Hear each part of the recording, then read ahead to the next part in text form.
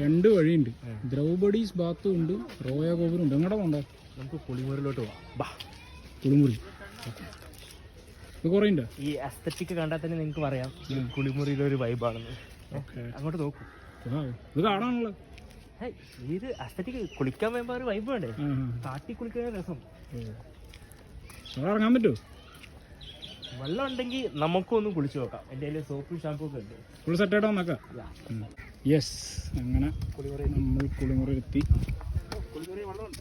കുളിമുറിയിൽ ഒരുപാട് വെള്ളം ഉണ്ടെന്ന് വിചാരിക്കണം. കുളിക്കാൻ സൗകര്യമുള്ള വെള്ളമല്ല.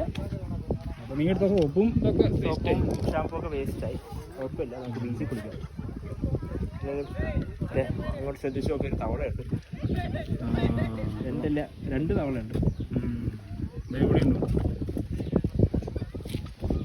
തൽക്കാലം തവളകൾ കുളിക്കട്ടെ.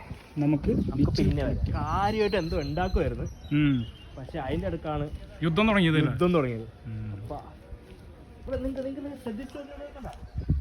കാര്യമായിട്ട് എന്തോ വന്യായിരുന്നു.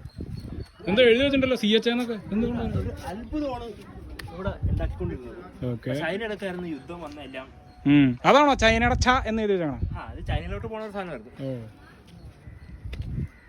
കൊള്ളാം. കാര്യമായിട്ട് എന്തോ ശ്രമിച്ചിട്ടുണ്ടായിരുന്നു തോന്നുന്നുണ്ടല്ലോ. കൊത്തുപണി ആരൊരു കറക്റ്റ് സ്ട്രൈറ്റ് ലൈനാ. So this is the column 2 right? ഇത് രണ്ടാമത്തെ കോളം. അത് അവരുടെ ID കാർഡ് കയറിയിട്ടുണ്ട്. ഇത് നല്ലൊരു ഭംഗി, ഒരു വൃത്തിക്ക്, ഒരു മൊത്തത്തിലൊരു കളം. വെള്ളം കുറവാ എന്നാലും. ചുരുക്കി പറഞ്ഞ കുളം മാത്രമേ ഉള്ളൂ അല്ലേ? നമുക്കൊന്ന് നമ്മളൊരു ഒരു വലിയൊരു കുളിമുറിയിലോട്ടാണ് വന്നത്. അതെ അതെ അതെ അതെ.